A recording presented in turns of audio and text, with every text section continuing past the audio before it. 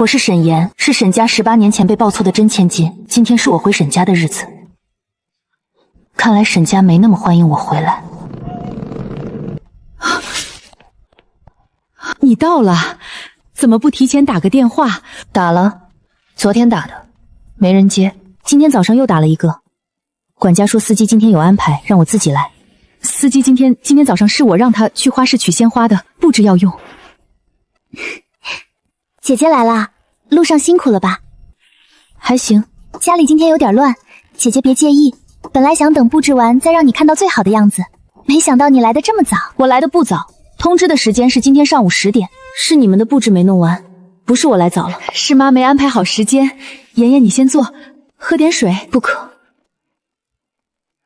本来还想问一下你们，不过现在看来，答案很明显，你们谁都没有记得。今天是我生日。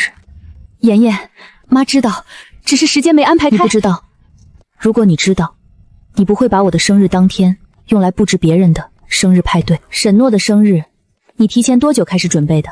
蛋糕是定制的，至少提前1周。气球华凡专门找人做的，礼物盒少说挑了好几天。你准备这些的时候，有没有哪怕1秒钟想起来还有一个女儿要回家？那天也是她的生日。你刚回来，什么情况都不了解，就开始指责妈妈了？我没有指责，我在问问题。你那个语气就是在指责。妈忙了一整个星期，要准备诺诺的生日，又要安排你回来的事，你以为这些事儿不需要操心吗？时间撞上了，妈确实没顾上，但你一进门就……你能不能体谅一下？妈也是第一次面对这种情况。你说的对，你是第一次。但沈诺的生日，你面对了18次，每一次你都记得。提前1周订蛋糕，提前3天买礼物，当天一早让司机去取花。18年，一次没落下。我的生日，你面对了1次，第一次。结果是司机去取了他的花，这满屋子忙着布置他的派对，你连我有没有司机接都没安排明白。你说你是第一次面对，需要体谅。好，我体谅。但体谅不等于假装没看到。你叫他诺诺的时候，嘴角是带笑的；叫我妍妍的时候，像在念一个刚背下来的陌生名字。你让司机去取他的花，让我自己坐地铁，这些不是我编的，是我进门3分钟之内亲眼看到的。你到底想怎样？你想让妈现在把这些全撤了，把沈宁的生日取消，还是你要妈跪下来跟你道歉？都不用，那是他的东西，跟我没关系。我也不需要你道歉，道歉改变不了任何事。我只需要你记住一件事，我不是来这讨爱的，你们给不给不影响我活。但如果你们想让我留下来，至少做到基本的公平，不是嘴上说的公平，是行动上的。我的房间在哪？3楼左手边第2间。行，沈诺的生日派对照常办，不用因为我说了这些取消。我说的是事实，不是要求。以后他打电话，不管什么时候必须接，听到没有？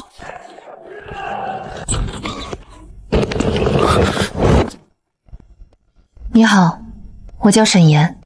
我知道。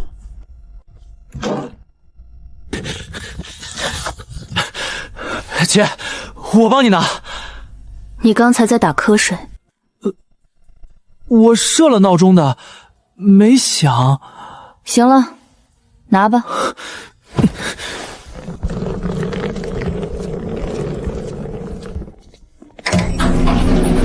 姐，你刚才说的那番话挺狠的，妈脸都绿了。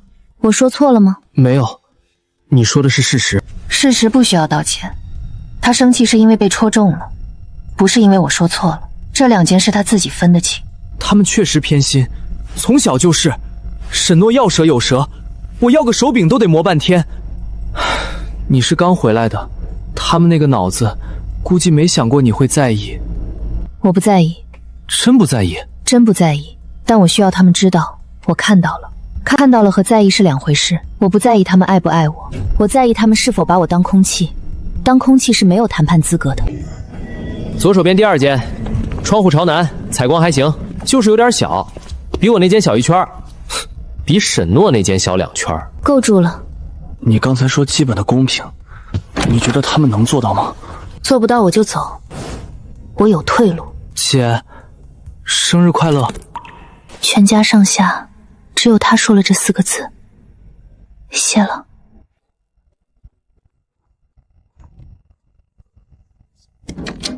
锁孔虽在，锁心却是空的，这里全无隐私。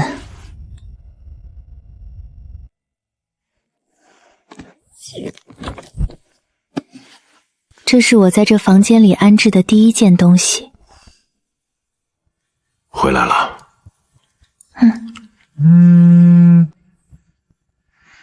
程硕过来一趟。这就是刚回家的大小姐吧？欢迎回来，我是你爸老搭档程硕。你好。一个外人进这个家，比我这个亲生女儿还容易。姐姐，明天我带你熟悉一下家里。好。这绝对不是巧合，有人在背后观察我。先生说给您备一张全楼层通行的门禁卡。姐姐吃完了，昨天说好的，我带你转转家里吧。行，你带路。这是影音室，幕布150寸，霸国外订的。我们周末常在此看电影，上次看的是……我知道了。这边是酒窖，姐姐喝红酒吗？不喝。那以后可以学，圈里社交要用的。不需要，我不社交。没关系，那是爸的书房，平时不让人进。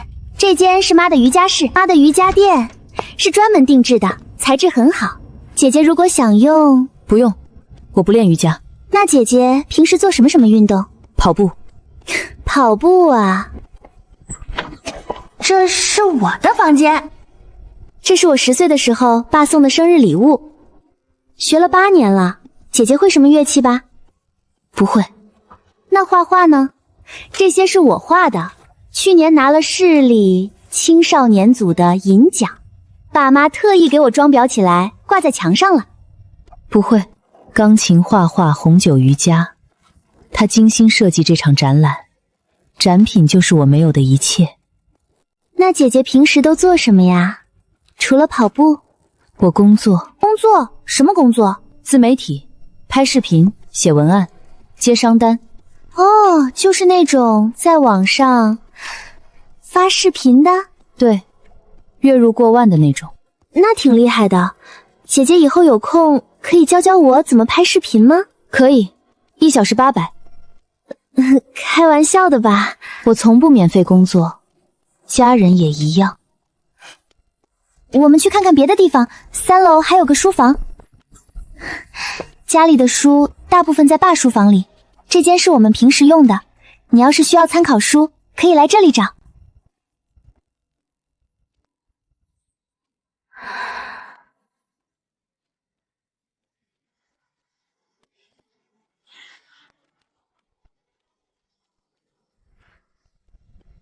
这2本是谁的？哦，那个不知道，可能是以前谁放的。这间书房很久没整理了。是你的？什么？字迹是你的，和你房间门口那个便贴板上的字一样。刚才经过的时候，我看到了。不明那又怎样？我随便看看而已，又不是什么重要的东西。随便看看，不会在页边写笔记，也不会把书藏在最底层的角落里。你为什么要藏？姐姐想多了，就是2本闲书，我们去看露台吧。不用了，差不多了，谢谢你带我转。那姐姐先休息，有什么需要随时找我。好。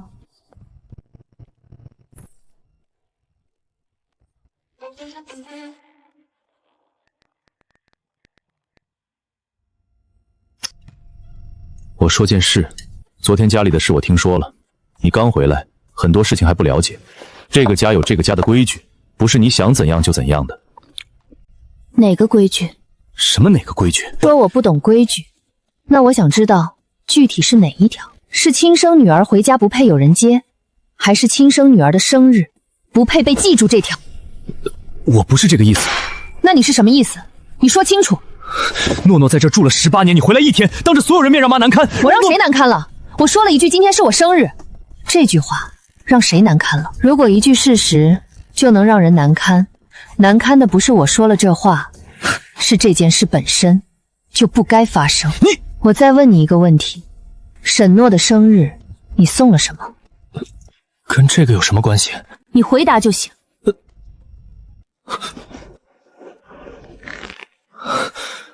我给他订了一辆车，他下个月拿驾照。一辆车多少钱？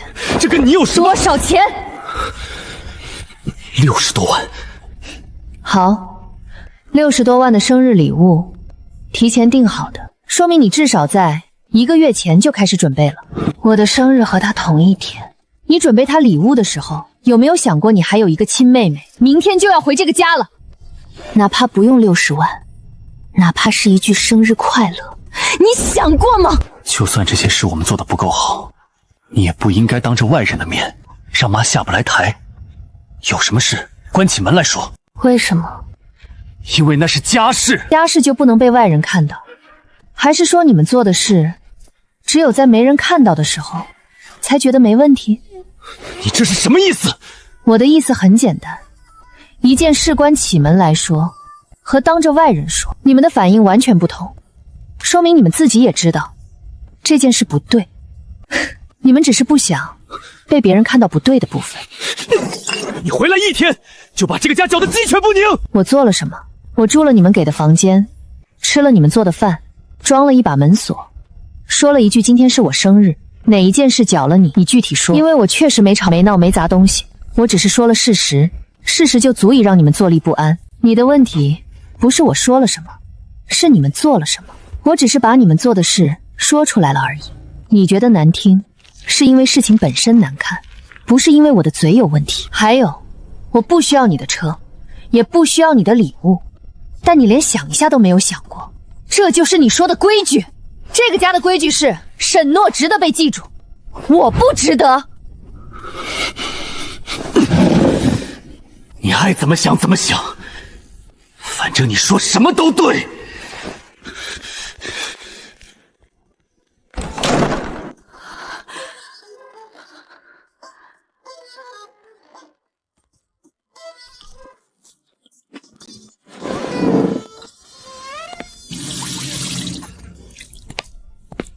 你这是什么意思？你才回来1天？2天，我回来2天了。2天里我听到的是，司机去取别人的花不来接我，我的生日没人记得，我装个门锁就是不懂规矩，我说一句事实就是搅得鸡犬不宁。我说过，做不到基本的公平我就走，这不是赌气，是止损。你这孩子为了这点事儿至于吗？你们每个人都觉得这是小事，但小事加在一起就是一个信号。这个信号告诉我，你们没有准备好接纳一个新的家庭成员。你们只是把我接回来了，但你们的生活里没有我的位置。那你想怎样？你想让妈怎么做？你说，妈照做。我不想让你怎么做，我只是不想在一个让我不舒服的地方睡觉。我自己的出租屋虽然小，但至少门锁是完整的，没有人会在我吃饭的时候教训。等你们想清楚了再叫我回来。沈岩，你走出这个门，外面没有人认识你，你没有别的家人，你现在能去哪儿？我在外面活了18年，没有家人，也没有人认识我，我活得很好。爸，姐说的没错。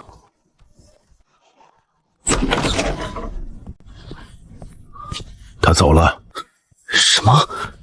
沈岩拎着箱子走了，回他自己的出租屋。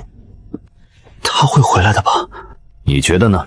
一个在外面独自活了18年的人，你觉得他缺这个家？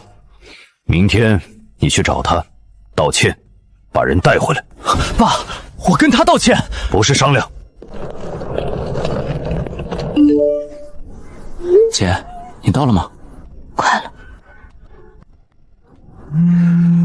姐，我知道他们做的不对，大哥是混蛋，骂是装虎剑，但这个家确实有问题。但你走了，问题不会消失，只会变成没人敢提的东西。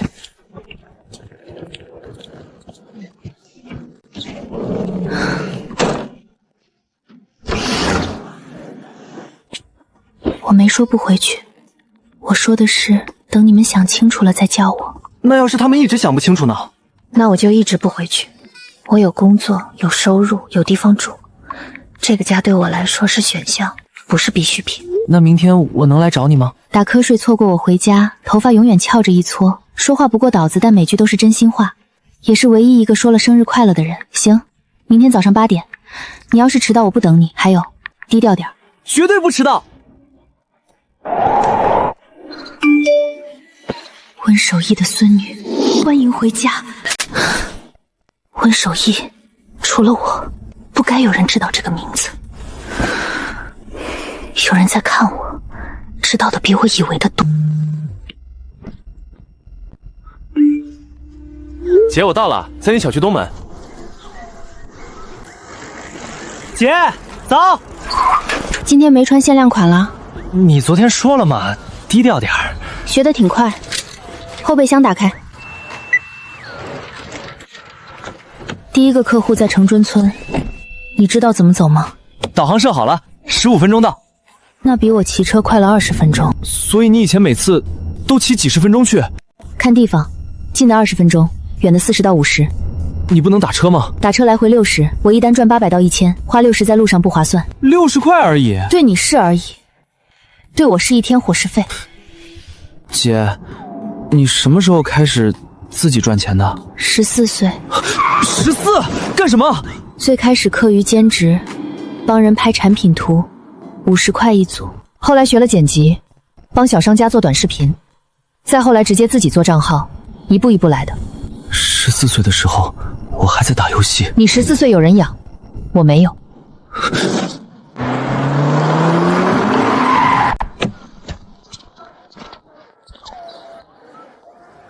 你的客户在这里面？往里走300米。沈老师来了。这位是我弟，不用管他，给他找个角落坐着就行。来，站吧台后面，做一杯芒果冰沙，动作慢一点，倒牛奶时手腕转一下，放松，就当是平时做给客人的。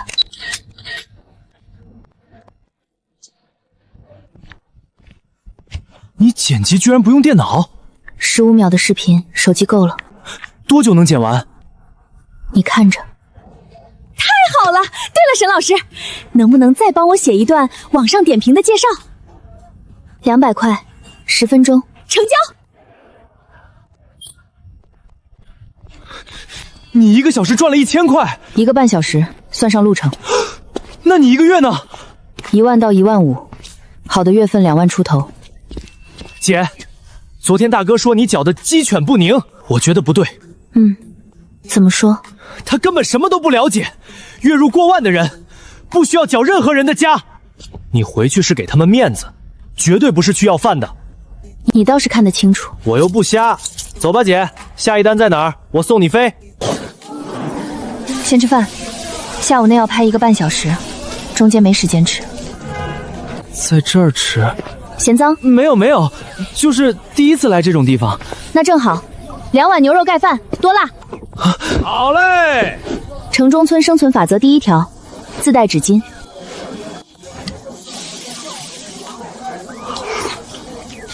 这饭比咱家私厨做的还好吃。好吃的东西不需要贵。你以前天天吃这个？这算改善生活了。平时自己煮罐面，加个鸡蛋就是豪华版。1个鸡蛋就是豪华版？别用那种眼神看我，我不是在卖惨。你问我，我回答。那以后我请你吃好的。用你爸给的零花钱。那我自己赚钱，请你。行，等你赚到了再说。24块，一顿实实在在的饭。姐，你为什么回了家还坚持自己赚钱？昨天你说做不到公平就走，你真的随时能走？你觉得呢？我有账号，有客户，有收入，有自己的房子，那个家给我的东西，我一样都不需要。那你为什么还回去？因为那个家有我需要的东西。什么？我要创业，靠自己从零开始可以，但太慢。沈家的资源能让我快10年。所以你回那个家，不是因为想要一个家？我有家，温爷爷给的。这个出租屋就是我的家，而沈家是我的合作方。那我呢？我是你的合作方，还是你的家人？你今天8点准时到了，也是全家唯一一个说了生日快乐的人。你刚吃了一碗12块钱的面，没有嫌脏，没有嫌便宜，吃完了还说好吃。合作方不会做这些事。那我以后天天来接你上班。不用，我有自行车。那我……你把你的成绩搞上去，那比接我上班有用100倍。姐，你刚才说你要创业，需要帮手吗？你能帮什么？我人脉广，A 市这个圈子里的少爷小姐我基本都认识。你要是需要什么资源、什么信息，我能帮你打听。行，记住这句话，以后可能真的会用到你。没问题，姐，你尽管使唤。你在干嘛？出门前的流程，第一步，给固定联系人发定位和预计到达时间。第二步，确认客户环境。看照片，判断是不是正规场所，有没有明显的密闭空间，有没有其他出口。第三步，查客户的社交媒体，确认是真人、真店，有正常经营记录，不是临时注册的空号。你每次出门都这样？没错。为什么？因为我一个人，出了事没人知道，没人会来找我，所以我得确保自己不会出事。你以前遇到过不安全的情况？遇到过，所以才有这套流程。你那个流程有个漏洞，你说视频确认客户身份环境，如果对方提前录好一段视频，你打视频电话的时候，用另一台设备回放给你看呢？画面是真的，环境是真的，但人不在现场。你看的预录内容不是实时，你到了可能面对完全不同。应该加一个实时验证环节，让对方举起一样东西，发随机数，让对方写纸上举起，这就没法用预录视频骗过去。这个建议不错，我加上。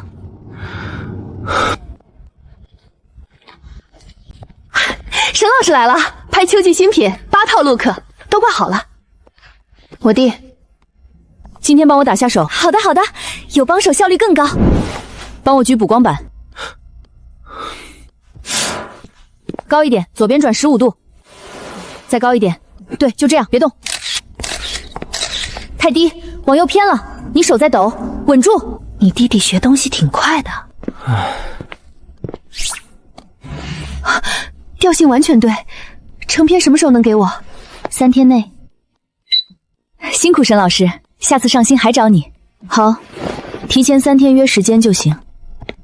上午1000，下午1200，今天搞了2400，这可是我1个月邮费。你刚才说的那个漏洞，你说对方可以提前录视频骗我，这个想法一般人想不到。一般人看到通话里对方在动，在说话，就会默认那是实时的。但你第一反应是，这可能是录好的。然后你还想到了怎么破解，让对方做一个我临时指定的动作。录好的视频没法配合，这个思路需要一个前提，你得先意识到眼见不定为实，然后你有能力想出一个验证方法。你物理考56分，但你的脑子不是56分的脑子。你到底是真学渣，还是装的？装的，大概能考级阶前100，如果认真准备，前50也行。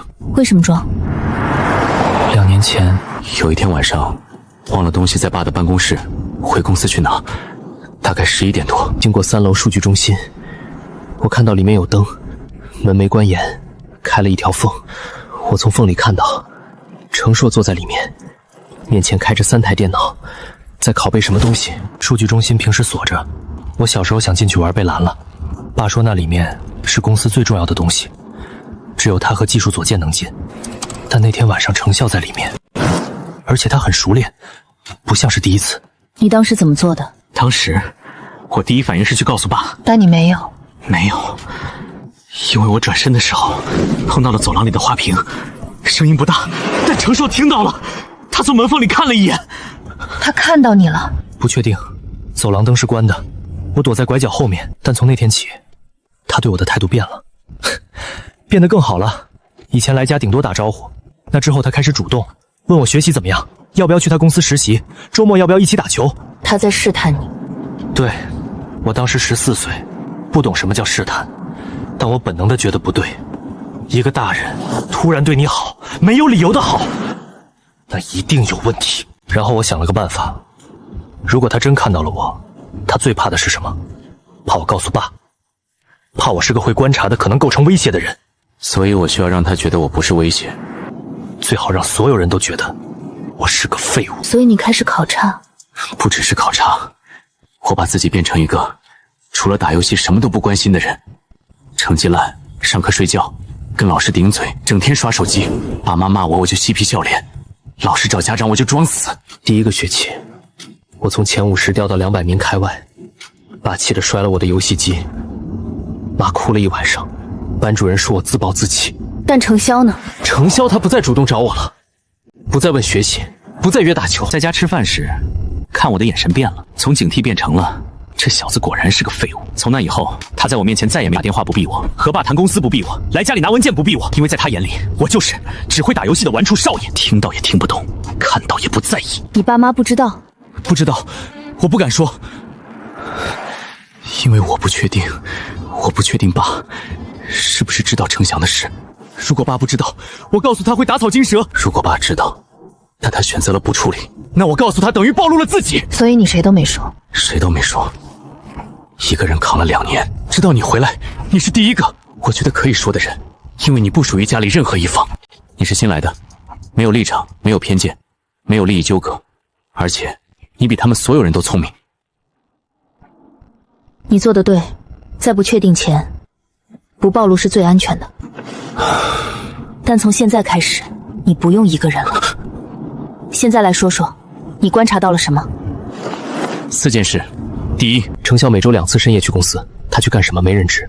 我从门缝看到他电脑有个文件夹叫 NX7 核心构载，这可是视生死存亡系于一线的像芯片代号。第二，沈诺半年前开始频繁接陌生电话，挂了后人变了，紧张、易怒、失眠。半年前 DNA 结果出来的时间？对。第三，大哥，近1年推3个新项目，供应商全没听过，时间短，资本低，拿了沈氏几千万。空壳。我也这么觉得。第四，核心团队1年走4个老员工，全去竞品，其中2个去秦氏。你刚说程硕的工号，你记得吗？文件看过很多次，记住了。今天的事，不要跟任何人提。我知道，包括爸妈。姐，我装了2年，保密这事我比你熟。行，回去吧，开车小心。姐晚安。晚安。这是温爷爷留给我的，我试过很多次，密码一直不对。昨天沈宇说了一个细节，程潇的工号。温里爷也在沈氏工作过，他也会有一个工号。那时候整理遗物拍的，虽然发黄起边，但上面的编号还能看清。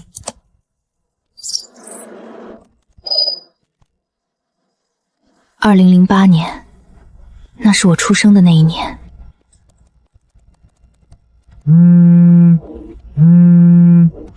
在忙？在工作。什么事？晚上有空吗？出来吃个饭。可以，你定地方。翠园7点，我让司机去接。不用，我自己到。行，7点见。你瘦了？没有，一直这样。你现在的学籍在城东一中。成绩怎么样？年级前10。我想让你转学，去锦兰。锦兰中学 ，A 市最顶尖的私立学校，学费30万起，学生家长覆盖了大半个商界圈。锦兰的师资不比公立差，但它的价值不在课堂上。你将来要创业也好，进公司也好，人脉和圈层绕不过去。锦兰的学生家长覆盖 A 市70%商界核心，你在那儿读2年，积累的关系网比你在外面跑10年都多。你想让我去锦兰，是为了我，还是为了沈氏？都有。这个回答比为了你更让我满意，至少是诚实的。行，但我有条件。你先说。第一，公开我的身份，我不想模糊进入一个看背景的地方，身份不明确，所有人会试探我，我得花时间应付无意义社交，公开了就没人敢试探。第二，以我名义向景兰捐赠，金额拟定，但要足够让学校和外界明白沈家态度，我不是来蹭学位的，是沈家正式推出来的人。捐赠的事我来安排，以你名义建一个校园智慧媒体中心，设备软件全套，预算1500万。他特意选了和我内容创作相关的媒体中心，他在有意识地把我能力和沈家资源绑定。什么时候入学？下周一。行，还有别的事吗？回家住吧。为什么？锦兰在城北，从出租屋过去1个半小时，从家里走20。我可以住校。锦兰没有住校条件。我不确定这是巧合，还是他选锦兰的原因之一。沈征的事我处理了，不会再有第二次。你怎么处理的？让他给你道歉。他道歉了。会的，你回去的时候。我回去，不是因为他道歉，是因为锦兰在城北，住家里通勤方便，仅此而已。我知道。如果再出现上次那种事，不会。我不完全信，但我接受这个利益交换。行，我明天搬回去。校服什么时候到？明天送到你房间。好，可以。还有一件事，下个月公司有一场品牌发布会 ，NX7 芯片的产品发布，宣传视频的策划和制作，你来做。我？沈宇给我看了你的账号，有100万播放的视频，你知道怎么做内容。公司市场部做了3版方案，我都不满意，你来试试。预算多少？你报，合理范围内我批。时间呢？发布会在下个月15号，视频需要提前1周定馆。但我有一个条件，成片我说了算，市场部可以提意见，但最终决胜权在我，不改来改去。可以。那我明天去公司拿一下产品资料和技术参妙，其他的我自己安排。好，做好了直接发我邮箱。饭不错，谢了。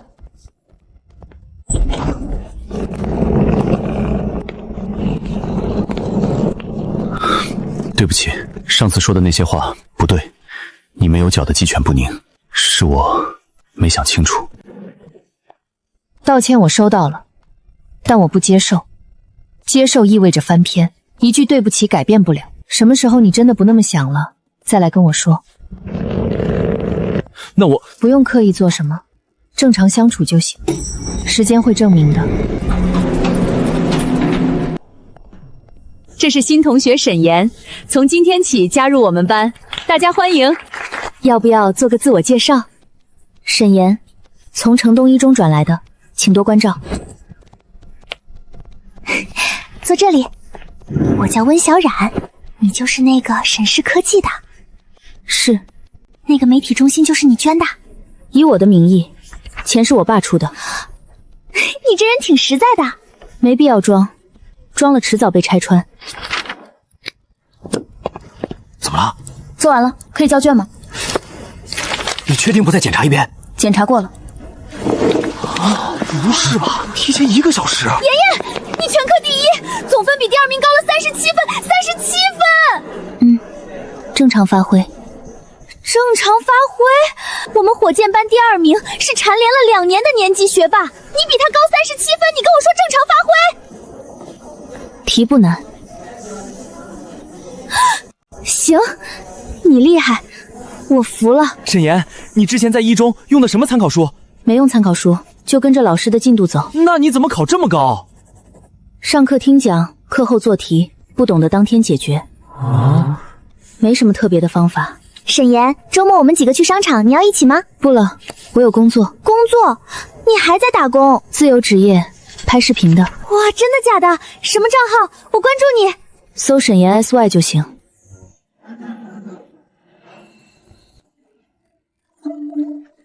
昨晚看了你的视频，你居然是100万博主，你怎么不早说？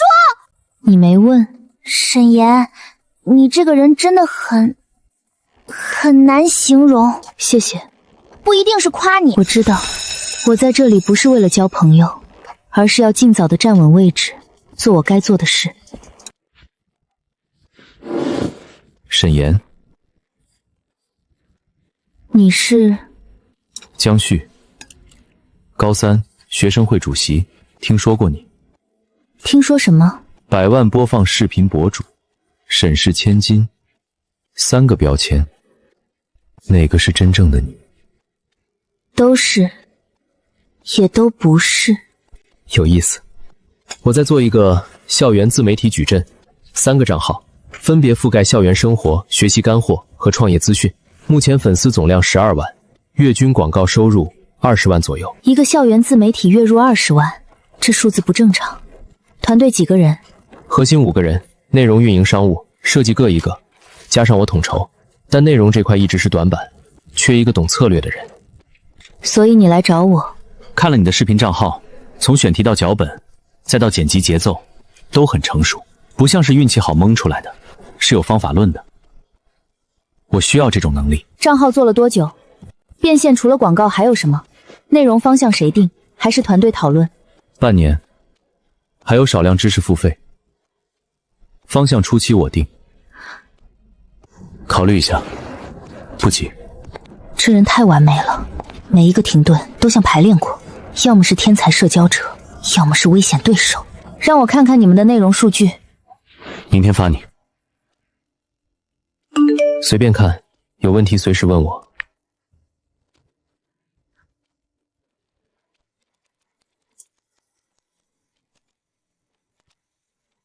投钱最多的这支家，全都是沈氏集团的死对头竞品。数据我看了，明天聊。方便说话吗？方便，你说。江旭项目广告客户有鼎新、华新、瑞能，全都是沈氏的竞品。鼎新和华新，我见过，在大哥去年的那份供应链项目合作名单里。你确定？确定，我当时还觉得奇怪。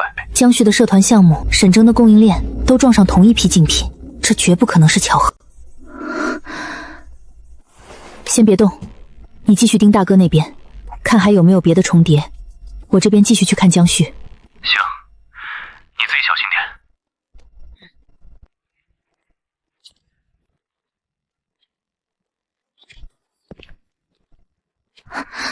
当时看他脸色不好，现在回想起来，那恐惧感是藏不住的。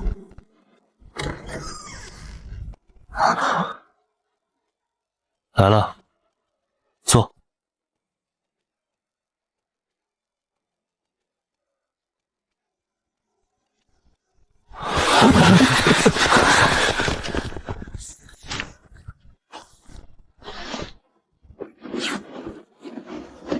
有件事跟你说一下，你妹妹上周分别找了我们团队3个人，单独聊过。聊什么？大意是，姐姐刚回来还不稳定，你们多担待一点。她以前环境跟我们不一样，有些事可能不太懂。原话我没听到，但3个人转述的版本大同小异。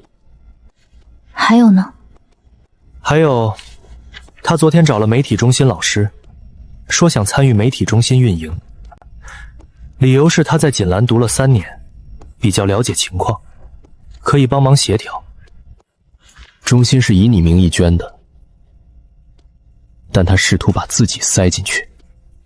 这自己和书房那2本动物行为学书上的笔记一模一样。你怎么看？我觉得他不是针对你能力，他是在针对你的位置。什么意思？你的能力他比不了，全科第一，100万博主，这些他学不来，但位置是可以抢的。你在社团，在媒体中心，在同学中间的位置，这不靠能力，靠的是关系。他经营了3年，你才来3周。你告诉我这些，是好心提醒，还是想看我怎么应对？都有。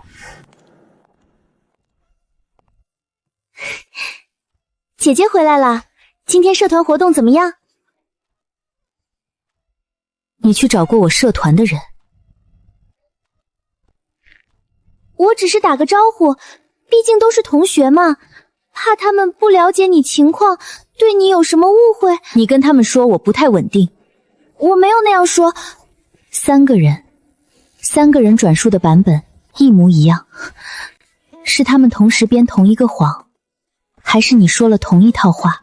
你还去找了媒体中心老师申请参与运营，媒体中心是我名义捐的，1500万，你去帮忙协调，协调什么？那是学校的公共设施，又不是你的私人财产，我作为学生有权利。你当然有权利，但你申请的时间点很有意思。我加入社团第3周，你就去打招呼；我在媒体中心做2期，你就去申请运营。发生在不同时间算巧合，同一周发生，我会信。你想说什么？你想说我在针对你？我只是在告诉你，我看到了，你做的每件事我都看到了。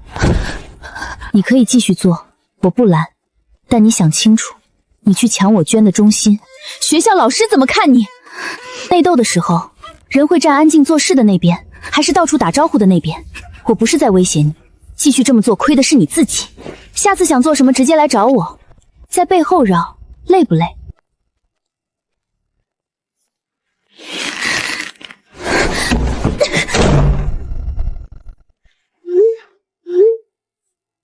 不好意思，发错了。这张图我自己都快忘了，能找到它，需查遍我所有没流量的旧账号。沈诺做不到，有人在给他递刀，这说明他荒道去求后来的人，这人给了他弹药，推着他往悬崖走。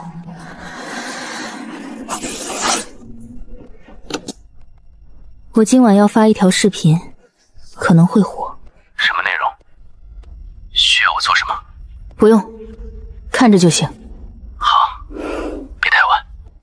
知道了。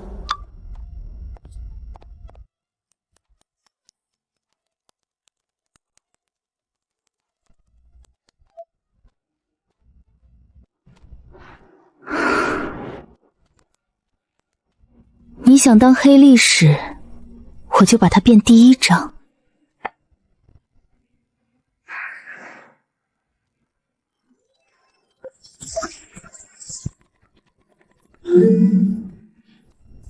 你们看沈岩那个视频了吗300万播放量，所以那夜视视频是他第1条作品，太励志了。之前群里那个截图，原来是他刚起步拍的。沈岩，你那个视频我看了3遍，能不能帮咱们社团也拍一条？你怎么做到18座月入过万的？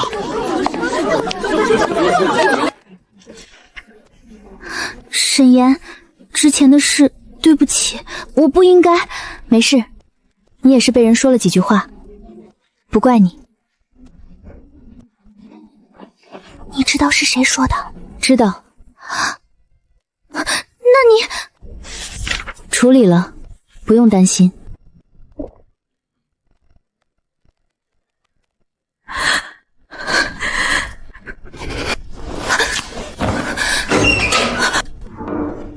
出来，跟你说2句话。那张截图，聊聊。什么截图？我发错了，已经撤回。那个视频是2年前我在 B 市拍的，播放量不到500，我自己都快忘了有这条视频。你是怎么找到的？我就是随便搜了一下，随便搜不到。那个平台没被主流搜索引擎收录，也就是说，要找到那条视频，你需要做一件事，对我进行完整的网络背景调查，翻遍我所有平台的历史内容，包括那些播放量只有几百的用过的旧账号名。你一个高中生，有这个能力吗？你没有，所以那张截图不是你找到的，是别人给你。谁给你的我不问，但我要你想一件事：一个人花精力查遍高中生网络痕迹，找那种2年播放不到500的视频，然后交给你去发。你不觉得这件事本身就不正常吗？一个正常人不会做这种事。除非他有目的，而他的目的不是帮你。你不了解情况，不需要了解，我只需要你自己想清楚一件事：他为什么帮你？你有没有问过他，他为什么要花这么大力气帮你对付我？他图什么？你能给他什么？一个无条件帮你的人，要么是真心爱你的人，要么是在利用你的人，你自己判断他是哪一种。我不逼你现在回答，但你记住一件事，你用别人给的武器来对付我，那把武器是别人的，不是你的。你不知道它是怎么来的，也不知道它还能做什么。有一天，那个给你递刀的人，如果不需要你了，那把刀会转过来对着谁？想清楚。谢谢关注，暂不考虑签约，但可以交个朋友。欣姐，听过新桥传媒吗？新加坡的，最近投校园号，打字速度慢了，大概在查。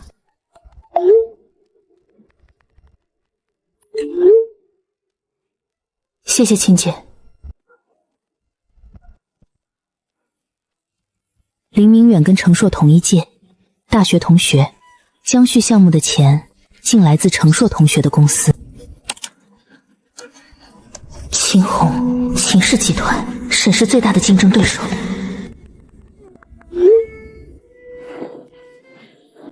温爷爷留的，我解开了，里面有东西。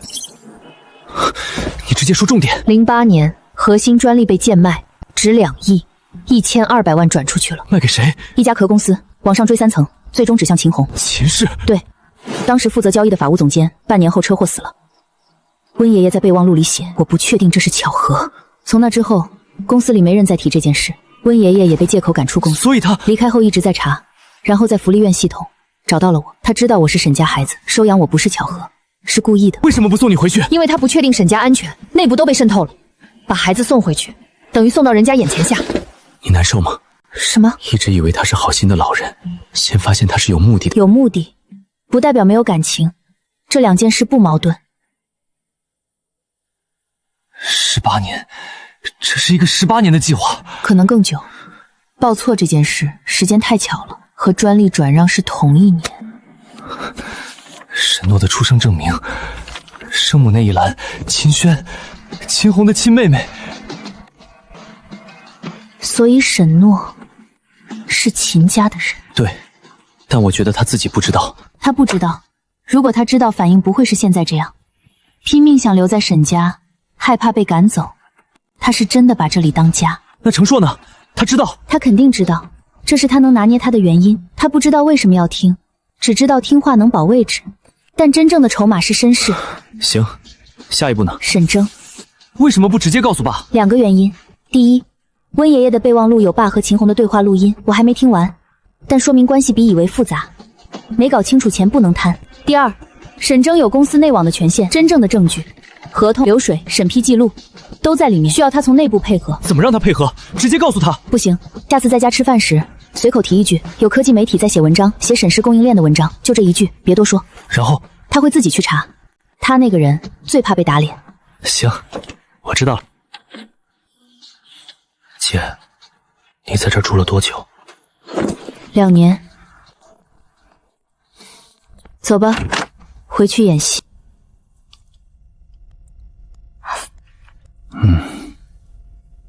看什么呢？科技号在写沈氏供应链。吃饭别看手机。还没发，但圈里有人转截图了，说要把新项目供应商。这事儿不用你操心，好好吃饭。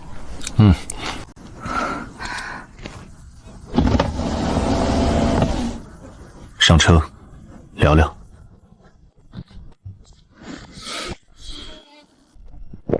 供应商有问题。什么问题？3家供应商背后同一个投资方，我查了股权穿透，最终指向开曼离岸公司，注册地址和秦氏海外平台在同一栋楼。你早就知道了？你怎么确定？那天沈一提媒体调查，你的表情一点都没变。听到自家公司被扒，正常人多少会有反应，你完全没有。说明你早就知道了，比记者知道的还早，是程硕吗？你觉得呢？我查过恒远成立时间，2020年9月。我的第一个项目是2021年3月，提前半年知道计划，布好局等我跳。知道你计划的人不多。程硕，他是我的项目导师，供应商都是他推荐，每一份合同初审都经过他的手。2年，我帮他做了2年事，每一份合同都是我签字。所以你来找我，不是找爸？对。为什么？因为如果这事爆出来，我是经手人，在爸面前承认我被骗了2年。行，那我跟你说几件事，听完再决定怎么办。他不是跳槽来的，他是被派来的。2年前他公司被秦氏买，跳槽到沈氏成了导师，手把手带你做项目，供应商全是他推荐。我怎么没发现？你打算怎么办？我需要你做件事，继续正常上班，别让程硕看出你知道了。你要我装？暂时，现在翻脸他会销毁证据。那我的责任呢？那些合同都是我签的。只要证明他怎么操控你，怎么推荐供应商引导决策，你的责任可以洗清，前提是证据链完整。对不起，之前的事，你回来第一天我说的那些话不对。这次我接受，因为你现在说这句话的时候，眼睛看着我了。那现在说正事，需要我调什么文件？列个清单。今晚发你邮箱，加密的。行。还有，那天在走廊里，你跟我说你好，我叫沈岩，当时我觉得你多余，现在想想，是我多余。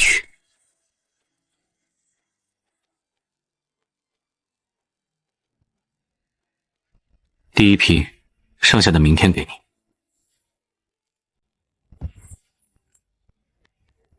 你。大哥入局了，等，让子弹飞一会儿。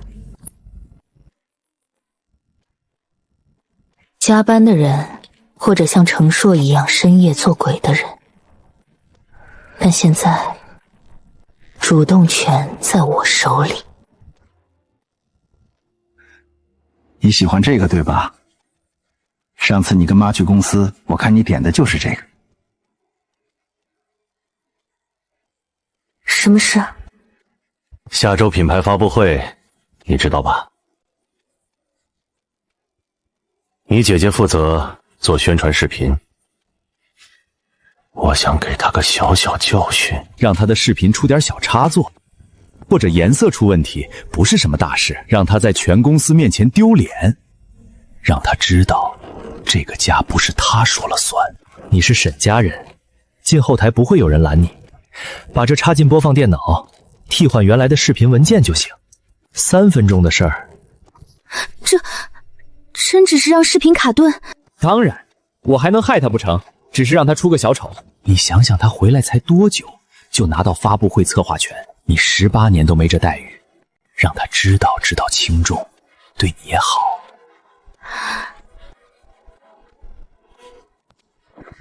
我知道了。好孩子，做完之后告诉我一声，不着急，发布会前一天做也来得及。他不是在帮你，是在用你。你做的事会让你将来被抛弃且没人同情。卡顿几秒，3分钟的事，那他为什么不自己做？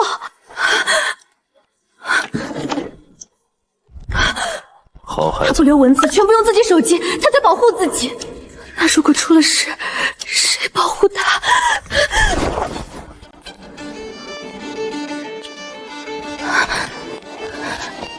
沈玉，能跟你说个事吗？走吧。如果有一天，你发现自己一直被人骗，你会怎么办？那要看骗我的人是谁，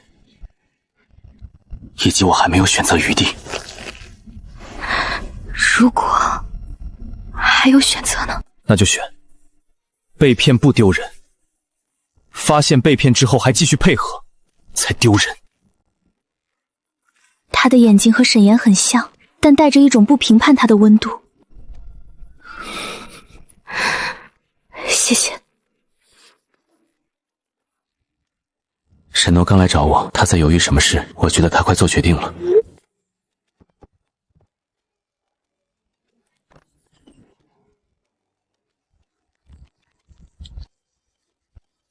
进来。有人让我把这个插进发布会的播放电脑里，替换视频文件。谁？他说什么？说只是让视频卡顿几秒，让你在发布会上出丑。但我不信了。为什么不信了？因为你上次说的话，他为什么帮你？你能给他什么？我想了很久，我给不了他任何东西，所以他不是在帮我。还有，如果真的只是让视频卡顿，他为什么不自己做？他有权限进后台，但他让我去做。因为出了事是你的责任。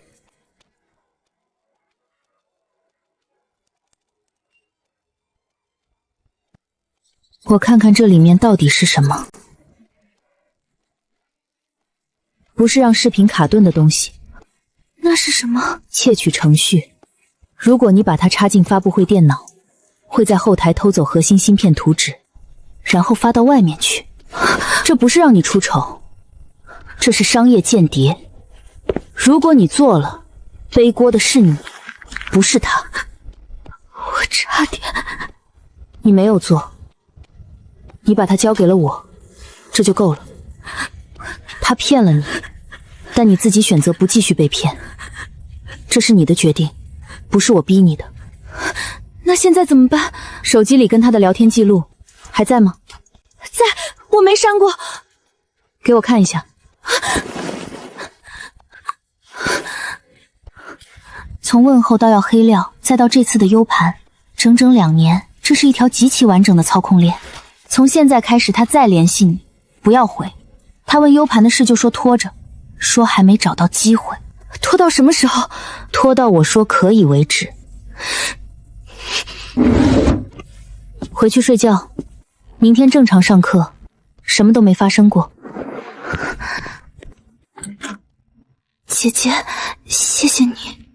不用，早点睡。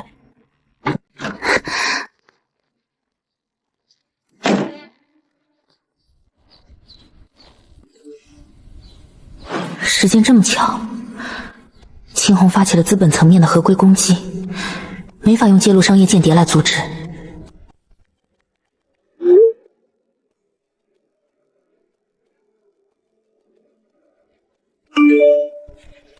原来那版是防守，现在要进攻。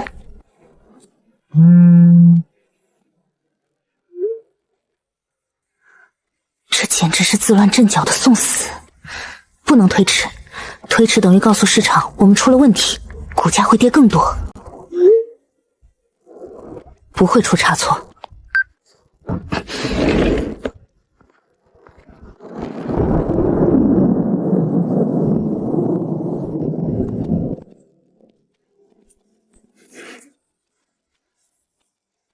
进来。什么事？发布会方案要改。怎么改？原来那版是正常的产品宣传，现在不够了，我需要重新做一版。为什么？因为现在的情况不是发布新产品，是打仗。你知道现在是什么情况？股价跌停，市值蒸发20亿，3家机构集中抛售，背后是秦氏。发布会取消等于认输，照常办又可能出事，所以不能照常也不能取消，要换一种办法。你怎么知道是秦氏？程硕是秦红的人，他通过壳公司操控了大哥3个项目的供应商，同时通过海外传媒公司给景兰的校园自媒体书写，那公司法人是他大学同学。另外，他让沈诺在发布会上植入数据窃取程序，目标是 NX7 摄图纸，就是我做视频的那个项目。程序现在在我手里，沈诺把它交给了我。你查到这些花了多长时间？3周。我花了5年。什么意思？5年前我收到一封匿名信，信里说你被调换了，我做了 DNA 对比，确认了。你5年前就知道了？没错。为什么不接我回来？当时沈氏在准备上市，这种新闻爆出来，建立的体系容易崩。所以你等了5年？等合适的时机。什么时机算合适？秦氏渗透加速，程硕频繁调取核心文件，我需要一个秦氏不认识的人，一个没防备的新变量进来搅动水面。你回来的时间点是我安排的，所以我不是你的女儿，取而之代的是被彻底撕碎后的极致。我是你的妻子。你是我的女儿，也是我能信任的唯一妻子，这2件事不矛盾。行，但这是合作，不是施恩。你要什么？事成后，品牌战略部独立决政权，人事、预算、内容方向，我说了算。可以。还有一件事，以后有事提前跟我说，不要再让我自己查出来。好，我答应你。妍妍，注意安全。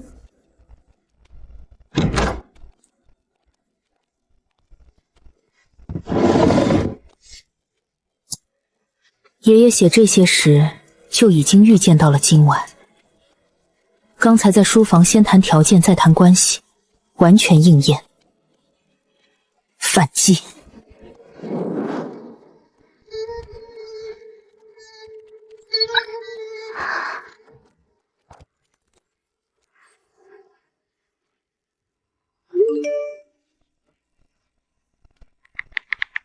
看到他了吗？第2排中间，西装胸针，笑得盯着跟弥勒佛似的。他如果动，告诉我。收到。那他现在以为播的是他下载的那个版本，但实际上播的是我的真实版，干干净净，什么都没有。所以他会等信号，等不到就会慌。然后呢？然后法务部会发通知，一封内部调查通知到他邮箱，他看到通知会第一时间回办公室删文件。但文件已经被你锁了。用温爷爷的旧账号锁的，他删不掉。实在太绝了！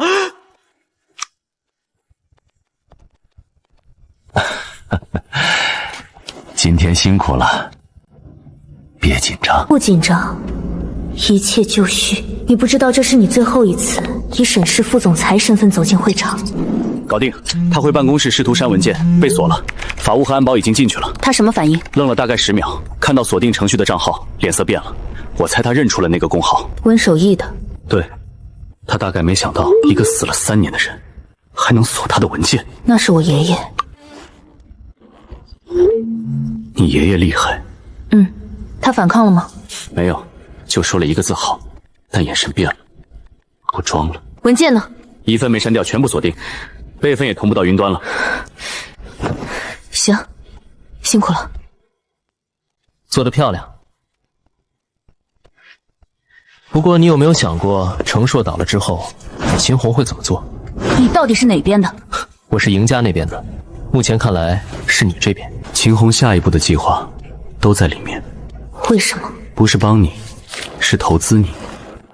校园项目的钱是谁的，我知道，你也知道。下次聊。第1局赢了，江旭的情报全部命中，秦氏第2波抛售被防住，危机彻底解除。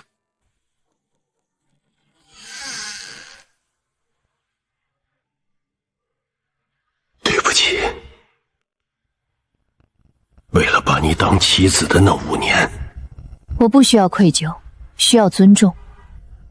好，我明白。品牌战略部，下周1我报到。这个没问题，你要有什么需要的也尽管提。行啊，我之后可就不客气了。在我能力范围之内，都行。各管一盘，互不干涉，有交叉提前沟通。行。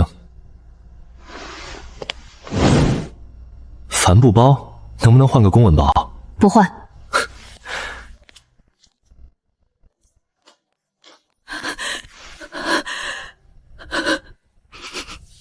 他没有说对不起，没有说妈妈爱你，只是握着我的手安静的哭。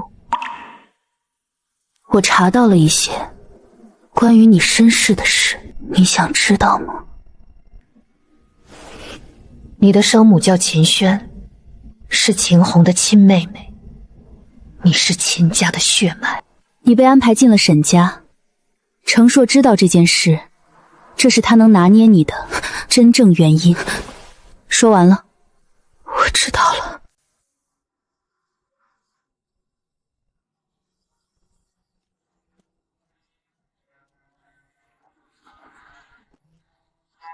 18年，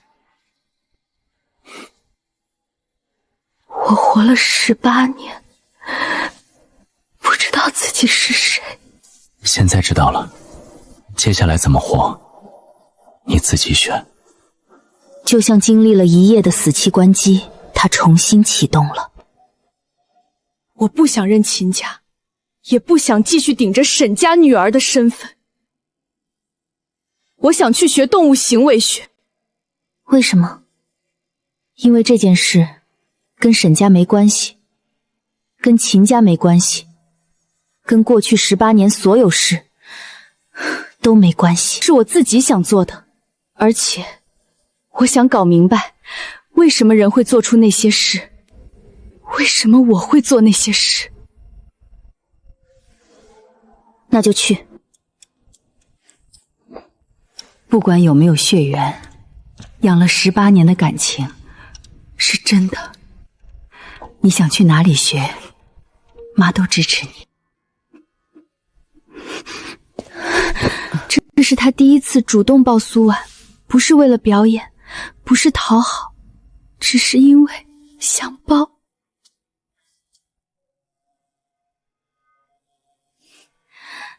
对不起，还有，谢谢你，谢谢你在知道我身世时没有把我当敌人。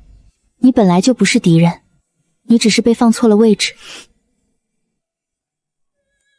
这是我之前从书架底层翻出来的，他到底还是带走了他们。沈诺离开后，沈家彻底安静了。下学期前10，你等着。先把这学期补习作业写完再吹。你怎么知道我没写完？写完你早睡了。姐，你能不能别这么恐怖？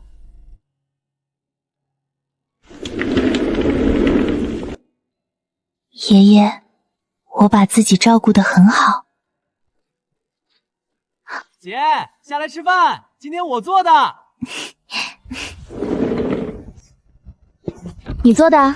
上次你做的蛋炒饭差点把厨房炸了。那是意外，这次我做的是煮面，煮面总不会炸吧？那得看是谁煮的。姐，你到底吃不吃？来了来了，